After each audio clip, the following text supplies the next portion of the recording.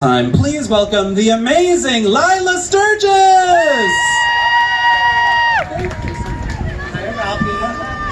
Hey everyone! I see so many babes. You're all totally boss. I assume that's why it's called that. I am a transgender woman. In case you don't know, that means I was assigned male at birth, but I failed that assignment and I had to drop out. I love a lot of things about being trans. It's fantastic in a lot of ways. Like, I get to be my real self all the time, and that's beautiful. But there are some things that I don't love about it. And the main thing I don't love about being trans is that sound. That's transphobic. The main thing I don't love about it is being misgendered. So I'm going to talk a little bit about what it's like to be misgendered as a trans person. There's a few different types of misgendering. The first one is like the really aggressive, hostile kind. Like, I went to CVS the other day, and the lady, when I walked up to her, she goes, "Can I help you, sir?" And I said, "Actually, it's ma'am."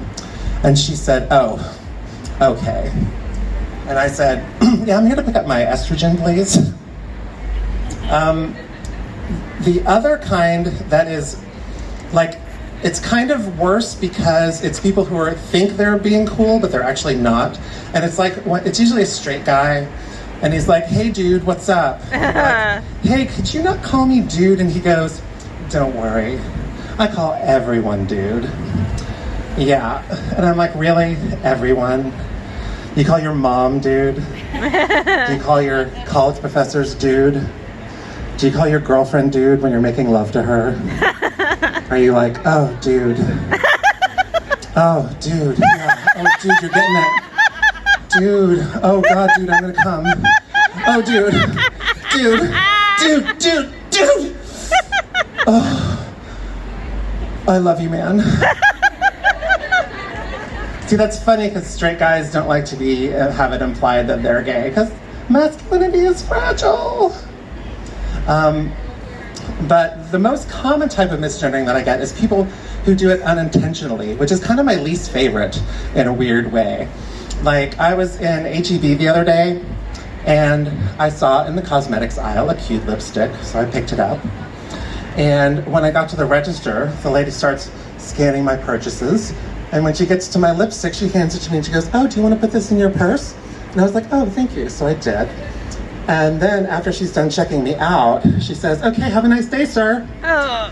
And I was like, I come to this H-E-B to get my lipstick and my cat food and my family-sized bag of Cool Ranch Doritos by myself at 1 o'clock in the morning on a Tuesday, and suddenly you're making this sad. It used to happen a lot more when I first came out.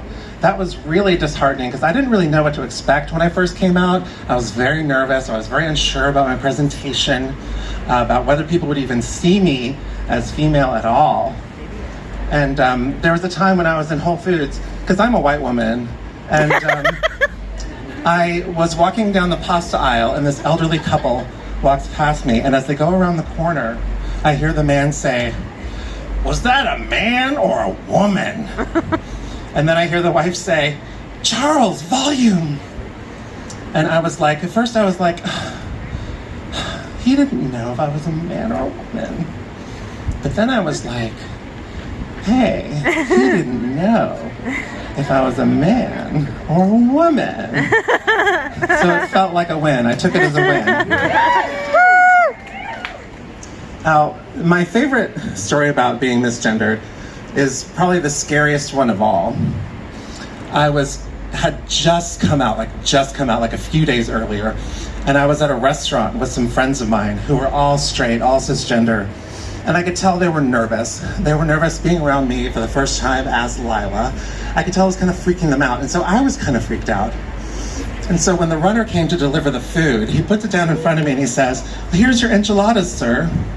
And I was really upset, partially because I had not ordered enchiladas, but mainly because I had been misgendered yet again. And so I looked to my friends. They were no help, straight cis people, frequently aren't. And I realized I was gonna start crying. So I got up and I ran to the ladies' room. And you know, for trans women, the ladies' room can be a very harrowing experience. And we're concerned about what might happen there. And so I jetted straight for the stall. And I went and I sat down and I cried. And then I pulled myself together. And I got up and I opened the stall door. And there in front of me is an enormous woman. And she pulls her phone out of her purse and she says, "I have got to get a picture of this." Whoa. And I was terrified. I was like, I don't know what's gonna happen. I'm about to get murdered. I'm gonna get arrested. I don't know what the crime is, but I'm gonna end up in jail. And I'm in Texas. This is probably not a good thing for me. And then she points at the stall next to mine and she says, "Is that not the shortest toilet you've ever seen?"